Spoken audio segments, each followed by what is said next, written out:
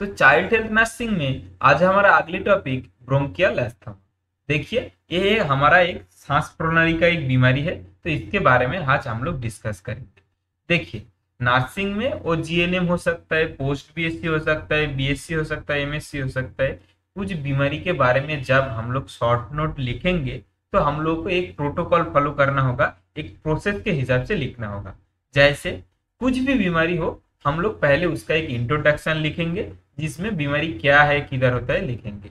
उसके बाद उसका क्लासिफिकेशन टाइप है तो लिखेंगे, मतलब कुछ बीमारी का टाइप है तो वो लिखेंगे, जो बीमारी का टाइप नहीं है उसको नहीं लिखेंगे। तो क्लासिफिकेशन और टाइप्स लिखना पड़ेगा। उसके बाद आएगा वही बीमारी का इटियोलॉजिकल फैक्टर और कॉजेस। हम लोग इटियोलॉजिकल फैक्टर पॉइंट कर सकते हैं, नहीं तो कॉजेस पॉइंट कर सकते हैं। तो कॉजेस के अंदर लिखना होगा वही बीमारी क्यों होता है, क्या क्या कारण होता है, वो हम लोगों को लिखना पड़ेगा। उसके बाद आता है पैथोफिजियोलॉजी। पैथोफिजियोलॉजी मतलब वही बीमारी कैसे हुआ, मतलब मान लीजिए एक बैक्टीरिया, एक वायरस हमारा बॉडी में आया, उसके बाद वो कौन सा ऑर्गन के साथ इफेक्ट किया, उसके बदले में उसके बाद में हमारा बॉडी में क्या चेंजेस हुआ, हमारा ऑर्गन कैसे डैमेज हुआ, उसके बाद क्या सिम्टम देखा। तो ये जो प्रोसेस बाय प्रोसेस एक बीमारी अंदर आने के बाद से एक बीमारी हमारा बॉडी में कैसे अपेयर होता है, ये जो प्रोसेस है इसको बोला जाता है पैथोफिजियोलॉजी। तो ये पैथोफिजियोलॉजी लिखना पड़ेगा। पैथोफिजियोलॉजी के बाद लिखना पड़ेगा क्लिनिकल मैनिफेस्टेशन और सिम्टम्स। दो के अंदर एक हम लोग पॉइंट कर सकते हैं, क्लिनिकल मैनिफेस्टेशन नहीं तो सिम्टम। तो वही लिखना होगा एक बीमारी का कितना सिम्टम हो सकता है, तो यही लिखना पड़ेगा। उसके बाद आता है मैनेजमेंट। मैनेजमेंट पॉइंट पे हम लोगों को 3 पॉइंट आता है। एक एक तो आता है मेडिकल, मतलब कुछ बीमारी के लिए सिर्फ मेडिकल ट्रीटमेंट ही होता है। जैसे मान लीजिए मलेरिया, डेंगू, ये बीमारी के बारे में हम लोग लिखेंगे, तो उसमें सिर्फ मेडिकल मैनेजमेंट कौन सा मेडिसिन दे सकते हैं वही लिखना पड़ेगा। उसके बाद कुछ बीमारी होता है जिसमें सर्जिकल मैनेजमेंट आता है। सर्जिकल मैनेजमेंट मतलब मान लीजिए हम लोग अपेंडिसाइटिस बीमारी के बारे में लिख रहे हैं शॉर्ट नोट, तो उसमें हम लोगों को ज्यादा इन्फेक्शन की वजह से अपेंडिक्स को सर्जरी करना पड़ता है, तो इसमें सर्जिकल मैनेजमेंट लिखना पड़ता है। ठीक है। और हर बीमारी के मतलब कुछ बीमारी में मेडिकल मैनेजमेंट, कुछ बीमारी में सर्जिकल मैनेजमेंट, कुछ बीमारी में मेडिकल सर्जिकल दो ही रहता है, और सभी बीमारी में आपको नर्सिंग मैनेजमेंट लिखना पड़ेगा। आप नर्सिंग फील्ड से हो तो आपको नर्सिंग मैनेजमेंट बहुत अच्छे से लिखना होगा। नर्सिंग मैनेजमेंट मतलब एक नर्स एक पेशेंट को कैसे देखभाल करेगा, कैसे उसको केयर देंगे, नर्स कैसे मैनेज करेगा, वो नर्सिंग मैनेजमेंट लिखना होगा। तो यही प्रोसेस में आपको कुछ भी बीमारी है तो उसके बारे में लिखना होगा। तो आज हम लोग पढ़ेंगे ब्रोंकियल अस्थमा, तो इसके बारे में सेम हम लोग एक के बाद एक पॉइंट करके लिखेंगे। तो ब्रोंकियल अस्थमा ये पूरा वीडियो हम लोग 2 पार्ट में बांटेंगे। तो देखिए, पहले ब्रोंकियल अस्थमा क्या है, हम लोग थोड़ा रेस्पिरेटरी सिस्टम को थोड़ा रिवाइज कर लेते हैं। देखिए, रेस्पिरेटरी सिस्टम में कुछ ऑर्गन होता है। हमारा बॉडी में कुछ भी सिस्टम बनता है ऑर्गन, सारा सेल मिलके बना होता है एक टिश्यू, और बहुत सारा टिश्यू मिलके बना होता है एक ऑर्गन, और बहुत सारा ऑर्गन मिलके बना होता है एक ऑर्गन सिस्टम। तो ये जो हम लोग रेस्पिरेटरी सिस्टम, इसमें भी बहुत सारा ऑर्गन है। जैसे हमारा नाक से स्टार्ट होता है, नाक के बाद आता है हमारा नेसोफेरिंग्स, ओरोफेरिंग्स, उसके बाद आता है हम लोग का ट्राकिया। इधर नेसोफेरिंग्स ओरोफेरिंग्स है, उसके बाद आता है ये जो ट्राकिया, ये वाला जो पार्ट दिख रहा है ये वाला ट्राकिया। ट्राकिया जब 2 भाग में बांटा जाता है और लंग के अंदर प्रवेश करता है तब बोलता है ब्रोंकाई। ये जो पार्ट है इसको बोला जाता है ब्रोंकाई। तो ट्राकिया 2 भाग में भाग हो जाता है, ब्रोंकाई ये भी एक ऑर्गन है। उसके बाद ब्रोंकाई जब डिवाइड हो जाता है छोटा छोटा पार्ट में, इसको बोला जाता है ब्रोंकियल्स। तो ये सभी होता है आपका ब्रोंकियल्स। और हर ब्रोंकियल्स के अंत पे एक एल्वियोलाई रहता है, एक छोटा बेलून जैसा रहता है, जिसको बोला जाता है एल्वियोलाई। तो क्या होता है, जब हम लोग सांस लेते हैं, सांस क्या होता है नेसोफेरिंग्स ओरोफेरिंग्स से होते हुए ट्राकिया से होते हुए ब्रोंकाई में जाता है, ब्रोंकाई से ब्रोंकियल, ब्रोंकियल से जाता है एल्वियोलाई। और ब्रोंकाई के ब्रोंकियल्स के अंत पे एक एक बेलून जैसा रहता है, एक एक एल्वियोलाई रहता है। तो जब हम लोग इंस्पिरेशन करते हैं, सांस लेते हैं, वही बेलून फूल जाता है। देखिए, ये है आपको जो ये पिक्चर दिख रहा है, ये होता है हमारा एल्वियोलाई कनेक्शन। देखिए, ये जो पार्ट है ये होता है ब्रोंकियल्स, और ब्रोंकियल्स का हेड पे, ब्रोंकियल्स का सिर पे अंत में रहता है एल्वियोलाई। ये जो छोटा छोटा बेलून जैसा दिख रहा है ये होता है एल्वियोलाई। तो जब हम लोग सांस लेते हैं, सांस ट्रकिया से होते हैं, ब्रोंकाई से होते हैं, एल्वेलाई पे लोड हो जाता है और एल्वेलाई फूल जाता है। तो हम लोग सांस लेते हैं तो इसके द्वारा हमारा बॉडी में ऑक्सीजन आ जाता है, हमारा एल्वेलाई में ऑक्सीजन स्टोर हो जाता है, और ऑक्सीजन स्टोर होने के बाद क्या होता है, हमारा एल्वेलाई के बॉडी में ये जो दिख रहा है चिपका हुआ वेइन दिख रहा है, नील नील लाल लाल, ये जो वेइन है इसको बोला जाता है कैपिलरीज। तो यही कैपिलरी में डीऑक्सीजनेटेड ब्लड रहता है, कार्बन डाइऑक्साइड रहता है। तो हमारा रेस्पिरेटरी सिस्टम में क्या होता है, एल्वेलाई पहले फूल जाता है। जब हम लोग इंस्पिरेशन करते हैं, जब हम लोग सांस अंदर लेते हैं, तब क्या होता है, इन्वायरमेंट से ऑक्सीजन हमारा एल्वेलाई के अंदर आ जाता है, और एल्वेलाई क्या करता है, वही ऑक्सीजन को आर्टरी के अंदर, मतलब ये जो कैपिलरीज के अंदर, इसके अंदर भेज देता है, और कैपिलरीज से कार्बन डाइऑक्साइड को खींच लेता है, खींच के इसको बाहर निकाल देता है, और हम लोग एक्सिल करते हैं। एक्सिल करने के साथ, प्रोसेस के साथ, वही कार्बन डाइऑक्साइड बाहर आ जाता है, और जो ऑक्सीजन था उसको ब्लड में मिला दिया जाता है। उसके बाद वही ऑक्सीजन हमारा बॉडी में बहुत सारा सेल के पास पहुंच जाता है। तो ऐसे ही हमारा रेस्पिरेटरी सिस्टम में काम होता है। तो आज हम लोग पढ़ेंगे ब्रोंकियल अस्थमा। तो यही जो हमारा जो रेस्पिरेटरी ऑर्गन है, इसमें जो ये जो ब्रोंकाई है, ये जो ब्रोंकाई और ब्रोंकियल से जब किसी भी कारण में यही ब्रोंकाई और ब्रोंकियल कॉन्स्ट्रिक्ट हो जाता है, जब इसमें ऑब्स्ट्रक्शन होता है, तब क्या होता है, ठीक से हमारा बॉडी के अंदर सांस नहीं आ पाता है और ठीक से सांस बाहर नहीं जा पाता है। तो इसको बोला जाता है ब्रोंकियल अस्थमा। और इसका सिम्टम के हिसाब से हम लोग को सांस लेने में तकलीफ होता है, कॉफ होता है, हेजिंग होता है। तो ये बहुत सारा सिम्टम देखने को मिलता है। तो ये होता है ब्रोंकियल अस्थमा। तो इसके बारे में हम लोग एक एक करके डिस्कस करेंगे, एक एक करके पॉइंट पढ़ेंगे। तो पहले हम लोग इंट्रोडक्शन देख लेते हैं। इंट्रोडक्शन में क्या बोल रहे हैं, the word asthma means struggling to breathe. Bronchial asthma is a chronic inflammatory respiratory tract disorder due to temporary narrowing of bronchi by the bronchospasm। तो क्या बोल रहे हैं, ये जो वर्ड अस्थमा, अस्थमा का मीनिंग होता है सांस लेने में तकलीफ, और सांस लेने में जब हम लोगों को मेहनत करना पड़ता है, जब हमारा ब्रीथिंग डिफिकल्टी होता है, तब बोला जाता है अस्थमा। और जब ब्रोंकियल अस्थमा मतलब क्या होता है, जब ब्रोंकाई के अंदर कुछ टाइम के लिए इंफ्लामेशन हो जाता है, क्रॉनिक इन्फ्लेमेशन हो जाता है। हमारा रेस्पिरेटरी, ब्रोंकाई क्या है, रेस्पिरेटरी ऑर्गन है, मैं आपको पिक्चर में दिखाया था। तो रेस्पिरेटरी ट्रैक्ट डिसऑर्डर यही ब्रोंकाई में होता है। तो ये रेस्पिरेटरी ट्रैक्ट डिसऑर्डर, और यही बीमारी के कारण पे जब कुछ टाइम के लिए टेम्पोररी हमारा ब्रोंकाई नैरोइंग हो जाता है, मतलब हमारा सांस अंदर नहीं जा पाता है, हमारा सांस लेने में दिक्कत होता है, तब बोला जाता है ब्रोंकियल अस्थमा। ठीक है। तो ब्रोंकाई कैसे हमारा कॉन्स्ट्रिक्ट हो जाता है, कैसे हमारा सिकुड़ जाता है, ब्रोंकाई में कैसे इन्फ्लामेशन होता है, ब्रोंकोस्पाज्म के द्वारा। ब्रोंकोस्पाज्म क्या है, जब हमारा ब्रोंकाई शुरू हो जाता है, सांस ठीक से अंदर नहीं जा पाता, उसके हम लोग बोलते हैं ब्रोंकियल अस्थमा। तो ये जो ब्रोंकियल अस्थमा होता कैसे है, ब्रोंकोस्पाज्म के द्वारा। ब्रोंकोस्पाज्म क्या है वो हम लोग पिक्चर के थ्रू देखिए। ये होता है हमारा नॉर्मल ब्रोंकाई। तो यही नॉर्मल ब्रोंकाई का 3 लेयर है। ये जो बाहर का जो लेयर दिख रहा है आपको, ये जो हार्ड लेयर है, इसको बोला जाता है एडवेंटिया। ये थोड़ा हार्ड होता है, और ये क्या करता है, बाहर का इंजुरी से, बाहर का आघात से हमारा ब्रोंकाई को प्रोटेक्ट करता है। और इसके नीचे जो लेयर रहता है, ये बीच का लेयर, इसको बोला जाता है स्मूथ मसल लेयर। अरे ये स्मूथ मसल लेयर का काम क्या होता है, जब हम लोग सांस लेते हैं तब यही पाइप फूल जाता है, और जब हम लोग सांस छोड़ते हैं पाइप सिकुड़ जाता है। तो ये जो ब्रोंकाई है, ब्रोंकाई को फूलने और सिकुड़ने में हेल्प करता है यही स्मूथ मसल। और सबसे जो इनर मोस्ट लेयर, सबसे जो अंदर का लेयर है, ये जो येलोइश कलर का दिख रहा है ना, पीला कलर का, ये होता है म्यूकोजल लेयर। तो ये जो म्यूकोजा, ये जो येलो कलर का म्यूकोजल लेयर, ये होता है सबसे इनर लेयर। और यही लेयर पे हमारा बहुत सारा ग्लैंड रहता है, जो ग्लैंड क्या करता है, म्यूकस सेक्रेट करता है।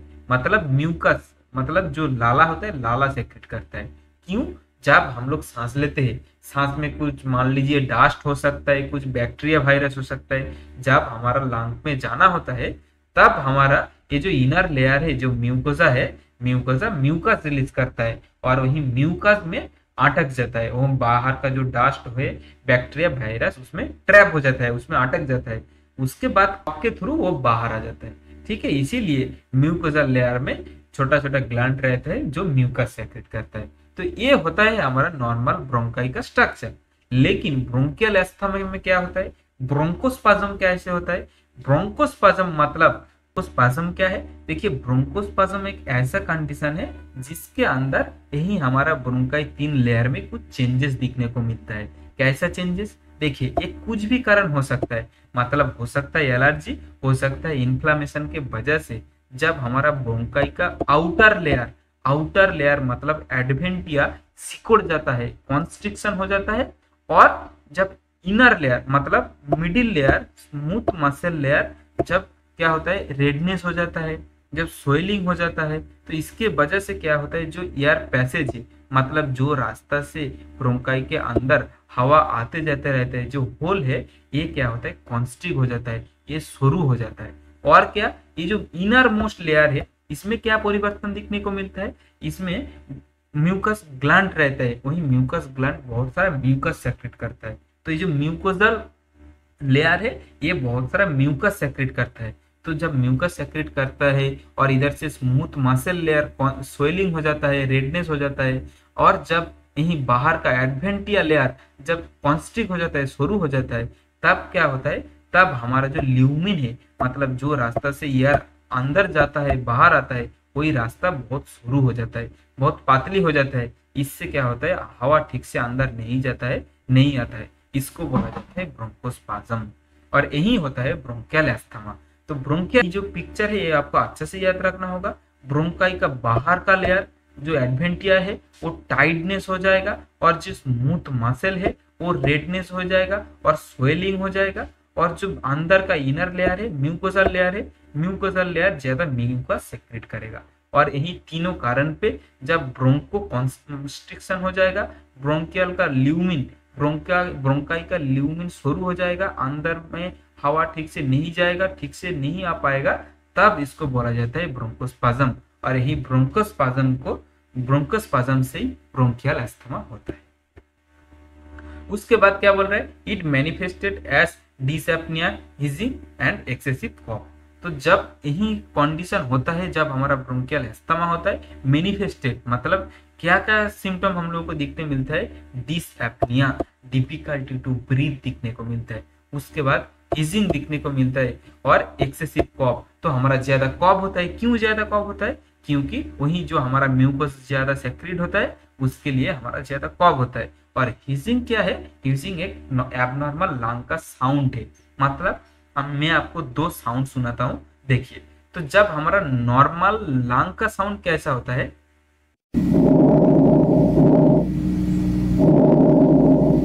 ये होता है हमारा लंग का नॉर्मल साउंड। बट जब हिजिंग होता है, जब ब्रोंको कॉन्स्ट्रिक्शन होता है, ब्रोंकोस्पाज्म होता है, तब हिजिंग जो साउंड होता है, वो साउंड कैसे लगता है, वो साउंड सिर्फ ऐसा होता है, जैसे भैन का बांसी होता है, तो बांसी के जैसा, भैन के हॉर्न के जैसा साउंड निकलता है, तो इसको हिजिंग बोला था। तो ये सभी सिम्टम देखने को मिलता है। उसके बाद the condition cause by allergy और इन्फेक्शन। तो ये जो कंडीशन ब्रोंकियल एस्थमा 2 कारण में हो सकता है, एक तो एलर्जी, दूसरा है इन्फेक्शन। उसके बाद क्या बोल रहा है, it most find in 5 to 10 year children. ये 5 साल से 10 साल के अंदर बच्चा को यही बीमारी ज्यादा मिलता है। तो boys are more suffer than girl, ज्यादा लड़का बच्चा को यही बीमारी देखने को मिलता है। उसके बाद क्लासिफिकेशन ऑफ ब्रोंकियल एस्थमा। तो ब्रोंकियल एस्थमा को 2 भाग में बांटा जाता है। क्या? Bronchial asthma can be classified as allergic and non allergic asthma. Asthma को 2 भाग में बांटा जाता है, एक होता है एलर्जिक और दूसरा होता है नॉन एलर्जिक। तो एलर्जिक एस्थमा को मैं क्या बोल रहा है, allergic asthma attack occur due to consume of some allergen, it produced by hyper immuno response to inhale some allergen like pollen, dust, animal hair. तो क्या बोल रहा है, ये जो एलर्जिक एस्थमा अटैक होता है, ये होता है किसी भी एलर्जेन को कंज्यूम करना। एलर्जेन मतलब क्या है, जो सब्सटेंस एलर्जी क्रिएट करता है, एलर्जी करता है बॉडी में, उसको एलर्जिन बोलते हैं। जैसे किसी को एक खाने से एलर्जी होता है तो एक होता है एक एलर्जिन, किसी को ब्रिंजल खाने से एलर्जी होता है तो ब्रिंजल होता है एक एलर्जिन। तो जो एलर्जिक एस्थमा, ये कुछ भी एलर्जेन कंज्यूम करने से, कुछ भी एलर्जेन हम लोग खाने से और बॉडी के अंदर जाने से हमारा एलर्जिक रिएक्शन और एलर्जिक एस्थमा अटैक होता है। It produce by hyper immuno response, मतलब हमारा जो एलर्जी अस्थमा अटैक होता है ये हाइपर इम्यूनो रिस्पॉन्स की वजह से होता है, मतलब हमारा इम्यूनिटी का रिस्पॉन्स। इम्यूनिटी का रिस्पॉन्स मतलब यही जो हमारा ब्रोंकाई सिकुड़ जाता है, हमारा ब्रोंकाई का स्मूथ मसल रेडनेस हो जाता है, स्वेलिंग हो जाता है, उसके बाद जो हमारा म्यूकस लेयर है ब्रोंकाई का वो ज्यादा म्यूकस सेक्रेट करता है, ये सभी हाइपर इम्यूनो रिस्पॉन्स करता है। उसके बाद non allergic asthma, it produce in response to unidentified और non specific factor of the environment. जो ये जो नॉन एलर्जिक अस्थमा, ये अस्थमा होता है ब्रोंकाई में, ब्रोंकियल अस्थमा होता है, लेकिन इसका स्पेसिफिक कुछ कारण नहीं ढूंढ पाया गया।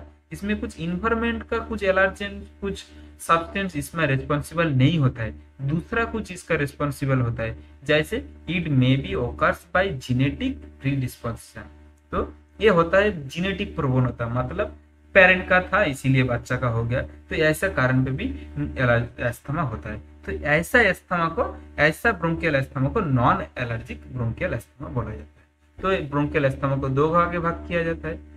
उसके बाद इटियोलॉजिकल फैक्टर, क्या क्या कारण होता है। The causes of bronchial asthma are, तो ब्रोंकियल अस्थमा का कारण होता है the inhalation of certain foreign substance, example pollen, cotton, wool, feather, animal hair, smoke, dust can be causes of bronchial asthma. तो जब हम लोग इनहेलेशन करते हैं, इनहेलेशन सांस लेने के टाइप पे कॉटन हो सकता है, वूल हो सकता है, धागा, उस वूल का धागा हो सकता है, एनिमल हेयर, कुछ कैट डॉग का हेयर अंदर जाना हो सकता है, स्मोक, डस्ट सांस लेने के साथ में जब अंदर जाता है तब ब्रोंकियल अस्थमा हो सकता है। उसके बाद क्या आ रहा है, उसके बाद दूसरा पॉइंट में क्या बोल रहा है, injection of egg, some vegetables like brinjal, some fish meat में ओकर्स ऑफ ब्रोंकियल अस्थमा, मतलब कुछ एलर्जन जैसे एग खाने से, वेजिटेबल्स के अंदर ब्रिंजल खाने से किसी किसी का ब्रोंकियल अस्थमा होता है।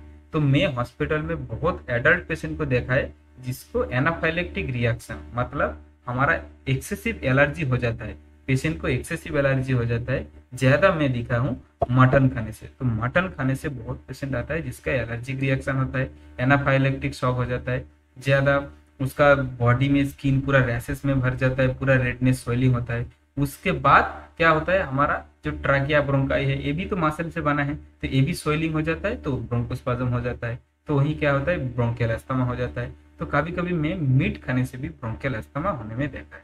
उसके बाद क्या बोल रहे हैं, ड्रग्स लाइक एस्पिरिन और पेनिसिलिन प्रोडक्ट, तो कुछ ड्रग्स मेडिसिन के अंदर एस्पिरिन और पेनिसिलिन प्रोडक्ट से किसी का एलर्जिक रिएक्शन होता है जिससे क्या होता है, ब्रोंकियल अस्थमा हो जाता है। उसके बाद रेस्पिरेटरी इन्फेक्शन, तो ये सभी था एलर्जिक कारण। और नॉन एलर्जिक कारण के अंदर आता है रेस्पिरेटरी इन्फेक्शन, कुछ बैक्टीरिया वायरस अंदर गया तो उसके वजह से भी ब्रोंकोस्पाज्म हो सकता है। उसके बाद चेंजेस ऑफ क्लाइमेट, मतलब सडनली वेदर चेंजेस होने लगा, ज्यादा बारिश होने लगा, ज्यादा ठंडा पड़ने लगा, तो ये सभी होने से क्या होता है, आदमी का कोल्ड कॉफ होता है जिससे ब्रोंकियल अस्थमा हो सकता है। Emotional disturbance due to stress, anxiety, tension also can causes of bronchial asthma. तो देखिए जब आदमी को बहुत टेंशन में रहता है, बहुत एंजाइटी में रहता है, तब भी टेंशन के वजह से ब्रोंकियल अस्थमा हो सकता है। और एक्सेसिव एक्सरसाइज करने से भी हम पेशेंट का ब्रोंकियल अस्थमा होने का दिखता है। तो ये सभी कारण पे नॉन एलर्जिक और एलर्जिक, ये सभी कारण पे ब्रोंकियल अस्थमा दिखने को मिलता है। उसके बाद क्लिनिकल मैनिफेस्टेशन, मतलब सिम्टम।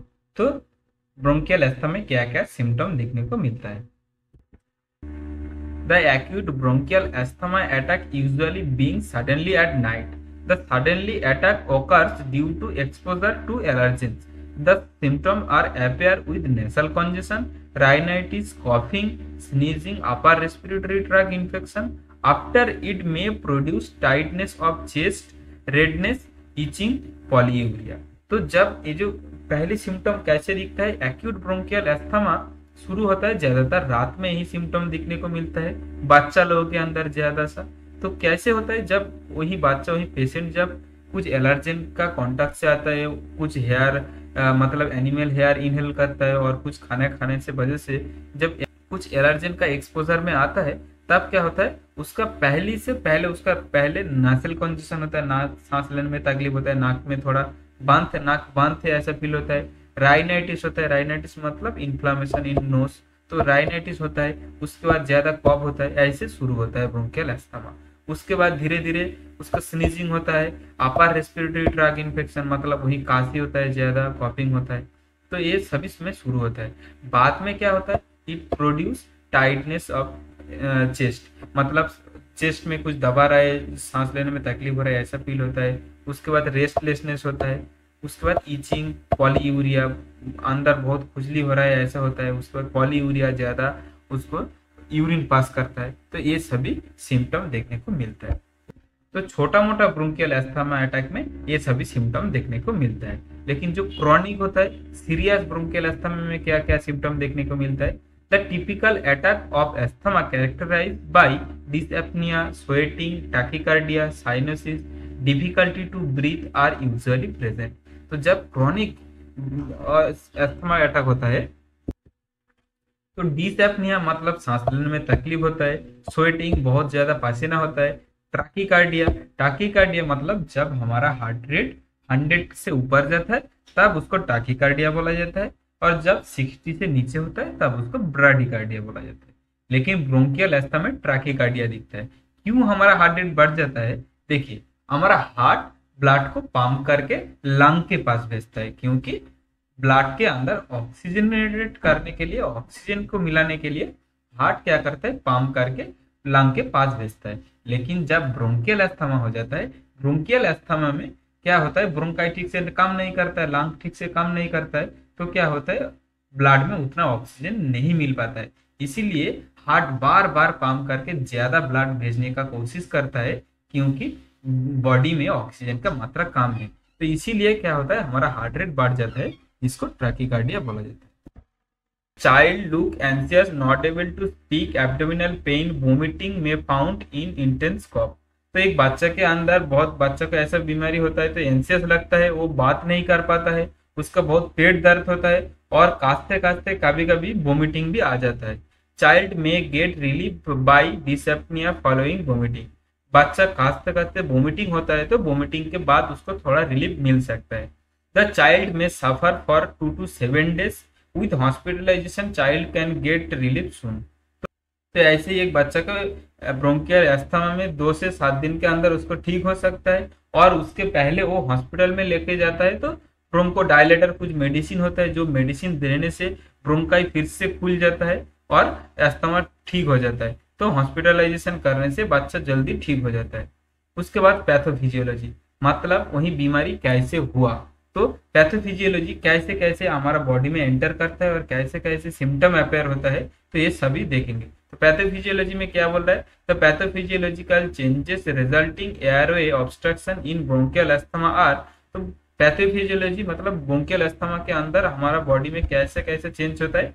फर्स्ट क्या होता है, फर्स्ट हमारा बॉडी में होता है ट्रिगर फैक्टर और मीडिएटर। मतलब ट्रिगर फैक्टर मतलब जो ट्रिगर किया है बीमारी, मतलब जो एलर्जेन से बीमारी हुआ है, और वो नॉन एलर्जिक मतलब कुछ इन्फेक्शन हमारा बॉडी में गया है, तो वो ट्रिगर और मीडिएटर हमारा बॉडी में फर्स्ट आता है।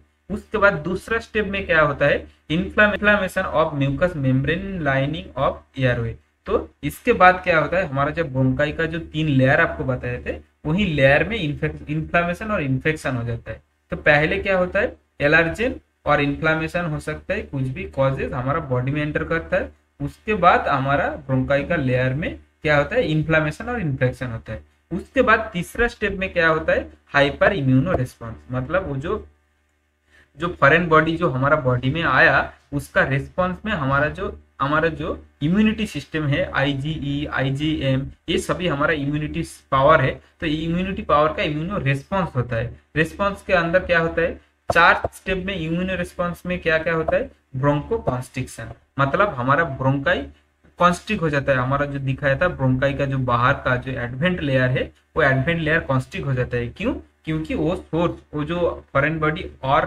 बॉडी के अंदर मत आए, ना आए, इसलिए क्या होता है, हमारा ब्रोंकाई का बाहर का लेयर कॉन्स्ट्रिक्ट हो जाता है। उसके बाद और क्या होता है, swelling of bronchial smooth muscle.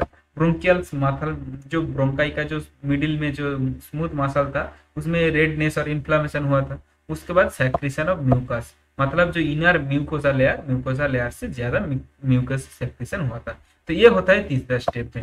उसके बाद 5th स्टेज में क्या होता है, नैरोइंग ऑफ ब्रीथिंग पैसेज, मतलब वही ब्रोंकोकॉन्स्ट्रिक्शन, ये सभी रिएक्शन के वजह से ब्रोंकाई का अंदर का जो कैनेल है वो दब जाता है और वो नैरो शुरू हो जाता है। उसके वजह से क्या होता है, 6 स्टेज में और लास्ट में क्या होता है, cough, shortness of breath, tightness of chest, wheezing, fatigue, ये सभी सिम्टम हम लोगों को देखने को मिलता है, जिसको ब्रोंकियल अस्थमा बोला जाता है। उसके बाद आता है मैनेजमेंट। तो मैनेजमेंट एक हम लोग एक दूसरा वीडियो में डिस्कस करेंगे।